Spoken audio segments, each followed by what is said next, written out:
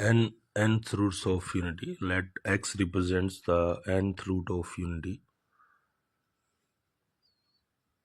Convert 1 into the polar form. Cos 0 plus iota sine 0, it's raised to power 1 by n.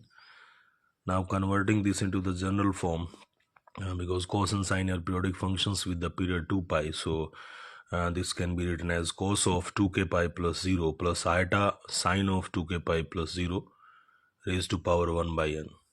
Now according to de Moivre's theorem, this power will get multiplied by with the angle, so it becomes cos of 2k pi divided by n plus iota sine of 2k pi divided by n.